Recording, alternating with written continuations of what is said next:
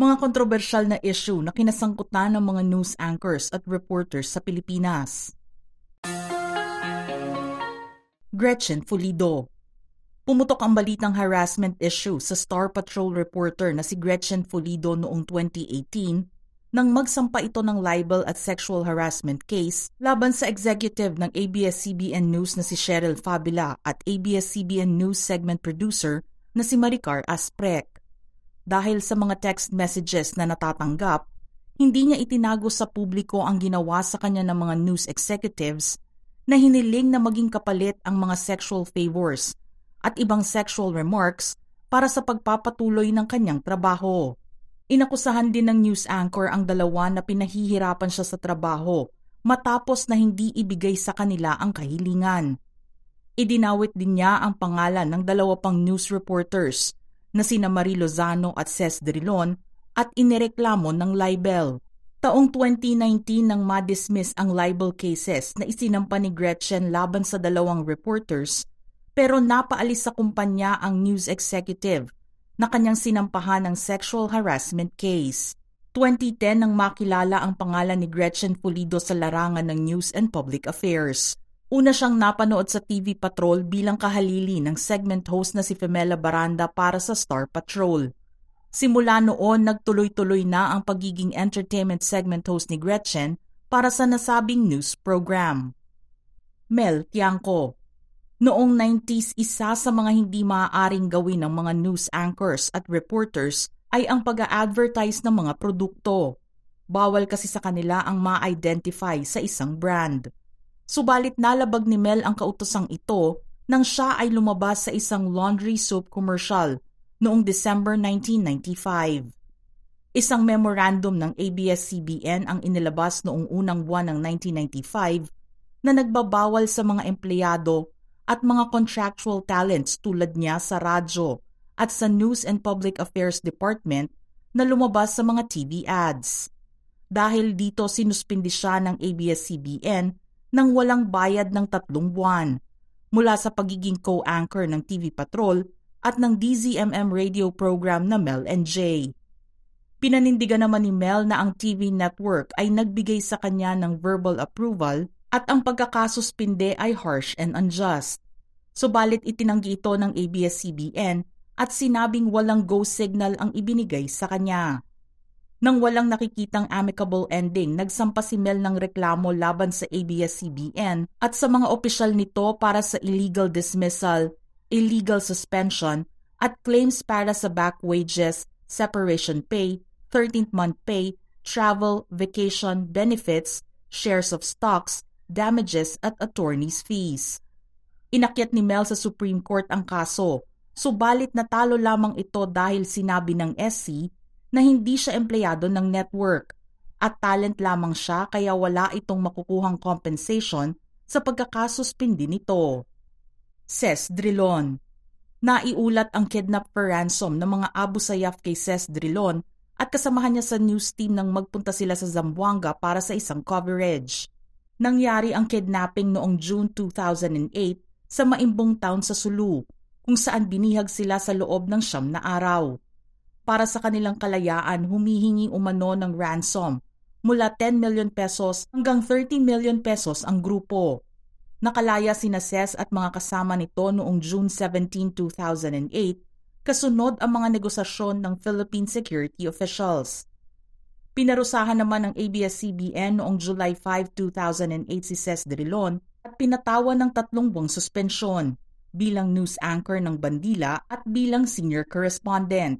Nilabag kasi nito ang Standards and Ethics Manual ng ABS-CBN News and Current Affairs at sumuway sa utos na huwag pumunta sa Idanan Sulu.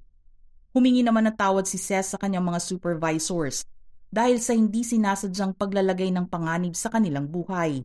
Pinuri naman siya ng nooy ABS-CBN News and Current Affairs head na si Maria Ressa dahil sa katapangan na ipinakita niya sa buong pagsubok at sa kanyang pagpayag na isakripisyo ang kanyang sariling buhay para iligtas ang kanyang news team.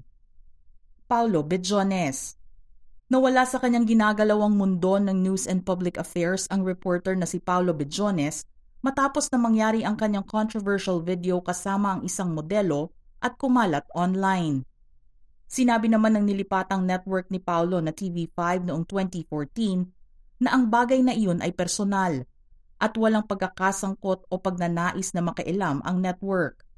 Sinabi ni Paulo na nagkaroon ng access sa kanyang pribadong video ang teknisyan na nag-ayos ng kanyang laptop. Binlackmail siya nito na magbayad ng 3 million pesos para sa video, ngunit hindi ito pinansin ng host, at iyon ang nag-ugat sa pagkalat ng nasabing video.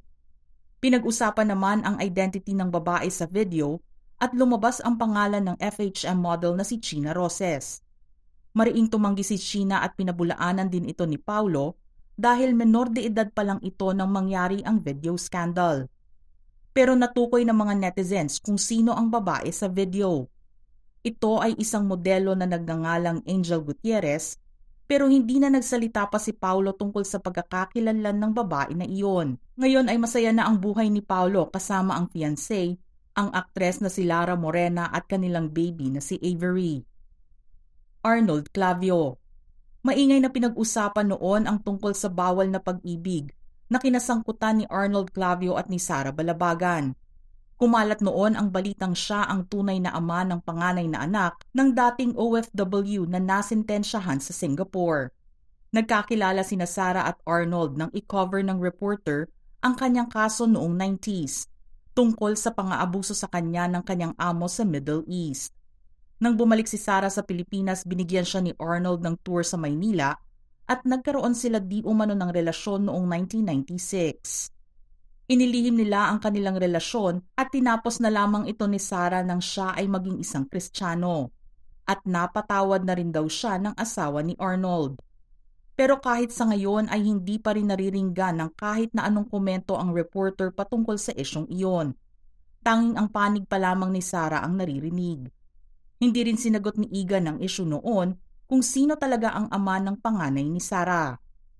Karen Davila. Taong 2015 nang mangyari ang insidenteng kinasangkutan ni Karen at ng senatorial candidate na si Alma Moreno sa morning show nito sa ANC. Nag-viral sa social media ang video nito matapos na malagay sa hot seat si Alma. At nang makapanayam ito ni Karen, tinanong niya ito bilang tumatakbo sa mataas na posisyon sa gobyerno kung ano ang plano nito kapag siya ay nanalo at napasok na rin sa usapan ang reproductive health law. Nahirapan si Alma na sagutin ang tanong, kaya naman naging tampulan ito ng tawanan at panunukso. Kilala si Karen sa pagbibigay ng mga mahihirap na tanong sa kanyang mga bisita. Ang ilang mga netizens naman ang nagsabing nasa ugali na ni Karen ang mamahiya ng kanyang mga guest, kaya puro mahihirap na tanong ang kanyang ibinibigay sa mga ito. Isa pang kinasangkutang issue ni Karen ay may kinalaman sa parking lot. Sa video na inilabas noon ng kontrobersyal na content creator na si Jam Magno, sinita niya ang reporter at tinanong kung ano ang ginagawa ni Karen sa parking lot. Sinabi nito na maraming nakarating sa kanyang balita na may ginawa itong kababalaghan sa nasabing lugar at megaluhod pa raw ito. Hindi naman naringgan ng pahayag si Karen patungkol dito at hindi na pinatulan ang akusasyon laban sa kanya. Jessica Soho. Tila hindi na mayaalis sa isipan ng maraming tao ang kinasangkutang issue ni Jessica Soho at komedyanteng si Vice Ganda noon. Nakatatak na sa marami at maging sa history ng pagtatanghal ni Vice ang derogatory comment nito sa kanyang 2013 concert patungkol sa mga biktima ng pang-aabuso. Si Jessica kasi ang naging tampulan nito ng biro at ginawang ehemplo para mapatawa ang kanyang mga manonood. Galit ang naramdaman ni Jessica dahil aniya hindi dapat ginagamit sa pagpapatawa ang mga biktima ng pang-aabuso. Naging usapan din ang kahilingan ni Vice na makapag-guest sa kanyang programa na Kapuso Mo Jessica Soho dahil sister network na ng GMA7 ang ABS-CBN sa pamamagitan ng GTV, kung saan ipinapalabas ang noontime show na It's Showtime. Pero kahit humingi na ng tawad noon si Vice at kinilala ito ni Jessica, hindi pa rin nanaisin ng reporter na mai-guest ito sa kanyang show. Kahit ang ideyang maaari siyang lumabas sa programa, ay hindi sumasagi sa isipan ni Jessica. Corina Sanchez. Nasangkot si Corina sa issue ng pagtulong ng gobyerno sa mga nasalanta ng bagyong Yolanda noong 2013 kung saan matinding tinamaan ang syudad ng Tacloban sa Leyte. Sinagot kasi nito ang pamumuna ng CNN reporter na si Anderson Cooper na nagsabing hindi sapat ang ginagawa ng gobyerno at kulang ang search and rescue mission ng organisasyon. Negatibo ang naging tugon ni Corina at sinabing hindi alam ng reporter kung ano ang kanyang iniuulat. Bukod sa pagiging broadcaster, si Corina ay misis din ni Mar Rojas na siyang Department of Interior and Local Government o DILG Secretary noong panahong iyon. Isa rin si Mar sa 4 na vice chairpersons ng National Disaster Risk Reduction and Management Council. Ani Corina, sina Mar at mga opisyal ng DILG ay nagpunta sa Tacloban upang pangasiwaan ang pagtugon ng pamahalaan sa mga nasalanta ng bagyo. Ang mga netizens naman ay pinuna si Corina at sinabing siya ay may kinikilingan, habang ang iba ay nagsasabing si Anderson ay mas kapanipaniwala dahil siya ay naguulat mismo sa field kung saan nangyari ang pagtama ng bagyo. Dahil dito hinimok ng CNN reporter si Corina na bumisita sa Tacloban para makita niya mismo kung ano ang sitwasyon ng probinsya. Mga ka-showbiz peeps, ano ang inyong reaksyon sa ating listahan ngayon? Type your thoughts in the comment section below.